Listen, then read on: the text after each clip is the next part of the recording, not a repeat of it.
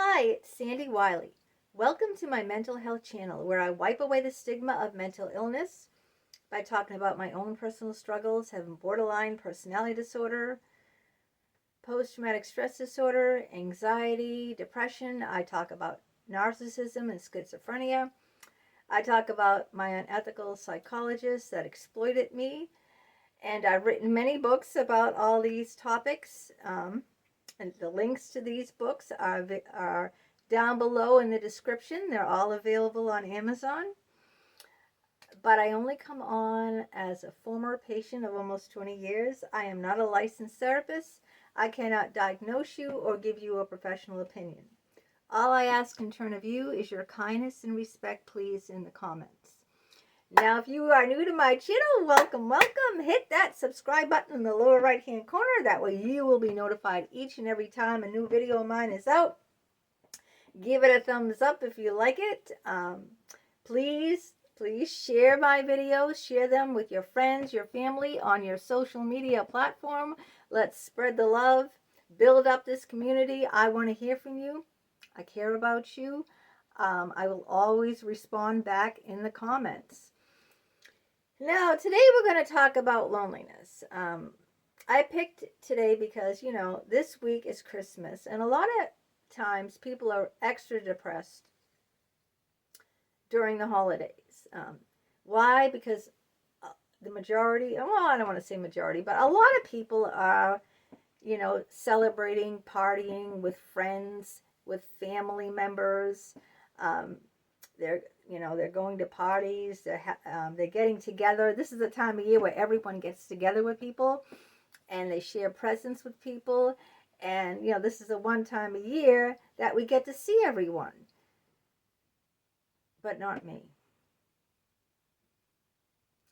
And a lot of people are in the same boat. The holidays kind of like rub it in the face of how lonely we are. Like Valentine's Day. A lot of people who aren't coupled up can feel depressed. Everyone is buying cards and chocolates and flowers and going on dates and having romantic getaways in hotels or vacations because it's a holiday for lovers. But what if you're alone and you don't have someone? It kind of like reinforces that. It kind of like sticks it in your face, It kind of like reinforces it, all right? Just like the holidays reinforce loneliness. Now, loneliness is one of those problems that you just can't fix on your own, right? Like, say, if I have a weight problem, and I did, I was 175 pounds at only 5'2" before I got pregnant, so it's not pregnancy weight. And I fixed that problem on my own. How did I do that? I cut back what I ate. I had more of a sensible diet, eating more fruits and vegetables and lean proteins and not eating fats, and exercising regularly, cutting back on my sweets. And I could do that myself. But I can't fix my loneliness by myself. Sure, I can go out there and join groups and go out and meet people, but it takes that person to reciprocate, right? I can go out there and I have asked people to meet me for lunch and go shopping and this and that and the other. But if that person says no, it takes another person, right? I can't do this on myself, like losing weight or getting in better shape. That's something I can fix all by myself. I don't need anyone on the outside to fix it. But loneliness is a problem that you can't fix by yourself. You need someone else to want to be friends with you. You can't do it yourself, no matter what you do. No matter what you do, if that person doesn't want to associate with you, it's out of your hands. So this is why, loneliness has become, an epidemic in this country, and especially reinforced around the holidays. People just are too busy or wrapped up in their lives. I've come to realize at almost 60 years old that people will only have a relationship with me on their terms. All right? I've had people reach out and say, oh, let's get together, but I had to go to where they lived. You know, it would never be mutual. They always wanted me to come to where I work, in my neighborhood, come to where I live, so they don't have to, lift a finger. I don't drive. I'm a very limited driver. I only drive very locally. My husband does all the driving. My son doesn't drive at all. He doesn't even have his license. So I have severe anxiety. That's why I have a severe anxiety disorder. That's why I don't drive. We have a car and everything like that. I only drive like locally to the library, which is only like a 2-minute drive up the street, or to the thrift store, which is probably like less than 10 minutes away. But that's it. I don't drive, And people, I've mentioned that I'd even go further and meet them halfway, but people want relationships on their terms, okay? If it's convenient for them. If it's not convenient for them and it's not on their terms, then they don't want nothing to do with it. They want it easy. Why do you think social media is, so popular?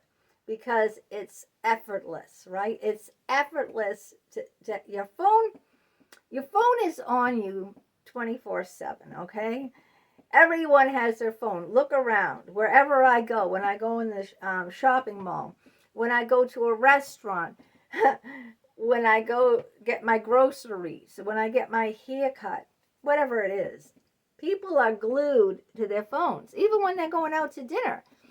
I see people, out to dinner in a restaurant like this.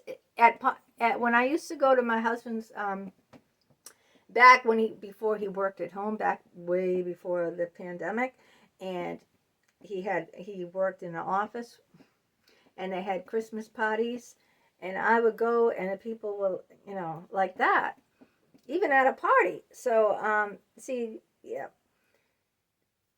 The internet has given us a false facade because we don't have to show our true colors on social media, right? No one knows. No one knows who we really are.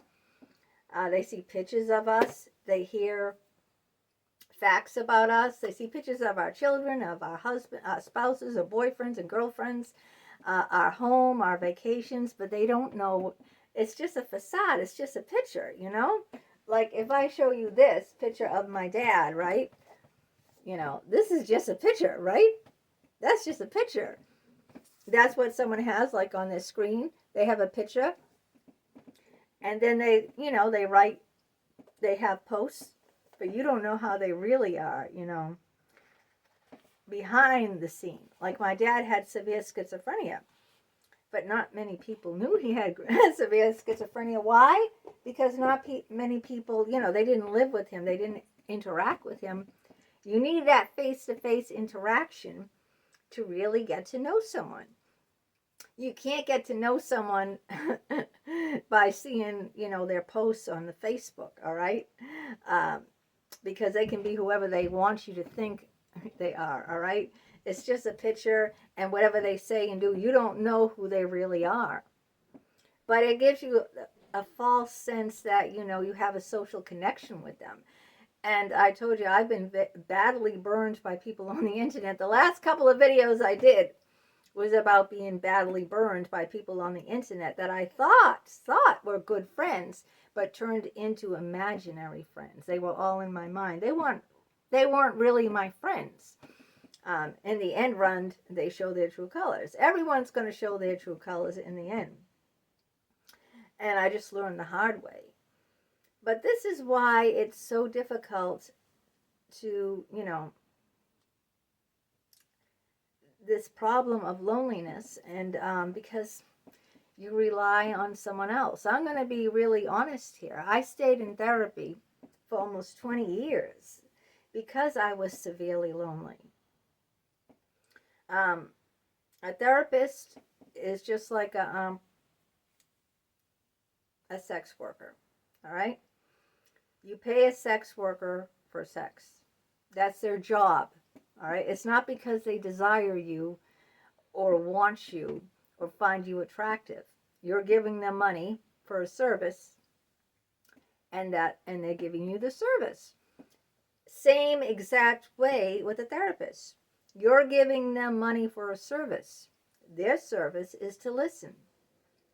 They're paid for that therapy time, 50-minute slot, to sit there and actively listen to everything you say. That's their profession. That's where the whole livelihood, where they pay for their mortgage in the house, their bills, their car, their insurance, everything, is coming from that profession. So they sit there and they have to listen. They don't have a choice. They can't walk out. That's their job. They'd have no money. They'd have no job. So I knew that, and well, it was just so enticing, and I got in a lot of trouble for ones that exploited me. Please, I have written many books about that exploitation right here. Sexually exploited by psychologists. The reason why this is because I was so desperately lonely that I paid people to listen to me. I'm sorry.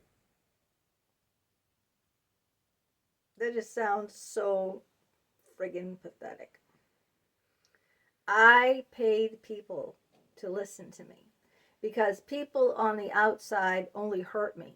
They didn't want to listen to me. They didn't care two shits about my problem or anything, not even my problems, anything going on with my life. All they want to talk about is what people are self-centered, and selfish. Most people are. They're only wrapped up in what's going on in their life. They don't care about what's going on in your life. And I've had this with girlfriends in the past. That's why, anytime the conversation turned around to something about myself, oh, I have to go now, bye. I'm talking to one friend. She kept going on and on. Oh, listen to this. What a beauty she was. She'd call me and say, oh, I haven't heard from you. I'm really interested in what's going on. Are you all right? And then as soon as I said, I didn't even, say anything. She went on and on talking about herself. And then when I tried to say something about what was going on with me, oh, my soap opera's on now. I got to go. Bye. I can't miss my soap opera. God forbid, Oh, God. So, yeah, this is a problem. I've been hurt so bad by so many so-called friends that now I just learn to live by myself, through all my writing, my books, my poetry, my YouTube channel, and just try to fulfill that, fulfill the void, the hole, because I cannot rely on other people at all. I just can't. And, I said loneliness is a problem that you cannot fix on your own. You can't. You need to have someone else. You need to have someone else.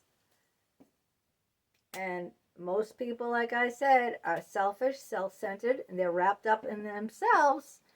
And unless it's convenient for them, they don't, if it's convenient for them, fine. All right? But they don't want to lift a finger, If you can listen to them, great. Everyone loves to talk about themselves. If you could go where they live for lunch in their neighborhood and listen to them, kudos. But it's always on, it's so, the scales are so unbalanced that now I don't even bother at all, I found fulfillment in doing, things that don't require another person. Everything I do now does not require another person. My writing, my videos, going out in nature. I love nature. I love photography. I love the ocean. I love going on vacations, but I don't need people on the outside to fulfill that. I fulfill my own, I fulfill it, my own void. I try to fill up through activities that I can do myself. So let me know what you think, and if you're feeling lonely over the holidays, does the holidays make you feel worse because everyone is getting together and you're alone like me? Let me know what's going on with you during the holidays, or maybe you feel even worse when you're getting together with people because that's the only time of year. That's how I used to be. Around Christmas, the only time of year we got together with my in-laws was Christmas morning, where everyone would come together for a brunch, Christmas brunch exchange. We'd have a grab bag, we wouldn't buy each individual person a gift. We just like pick a name from a hat and then exchange gifts with whatever name we picked. So it's kind of impersonal. And I felt very, very lonely at those Christmas brunches. No one paid any attention to me. No one really cared about me. I was just there because, of my husband. This is his family, not my family. And so I know what it feels like. Even if you have a family to go to, you can feel even worse, because I did for many years. Every time I went to those Christmas brunches, it was so phony, so fake. As soon as my mother-in-law died, these people wouldn't want anything to do with me. At my mother-in-law's funeral, they walked right by me without even saying hello, because they no longer had to put on the show because my mother-in-law died. See, while my mother-in-law was alive, they put on, the phony show. Hi, how you doing? They only saw us once a year, but at her funeral, they wouldn't even look at me, wouldn't even say hello, walk right by me without even saying hi. I mean, it was pretty bad. So I understand that. I mean, I think that's much worse, to be honest. Being in a large crowd and feeling like you're absolutely, like you're invisible, like you're not even there. That's even worse, But like I said, loneliness is something that you can't fix on your own. You just can't. And I've tried. I mean, I've tried to reach out to people, and, like I said, it's only on their terms or nothing, their way or the highway. That's what I've learned. So I say, I'm not going to do that anymore. Those days are over with me. I'd rather be alone, than be a doormat for anyone. I'd much rather be alone. All right, let me know your thoughts, your opinions in the comments. Please comment, share the video, and until next time, take care.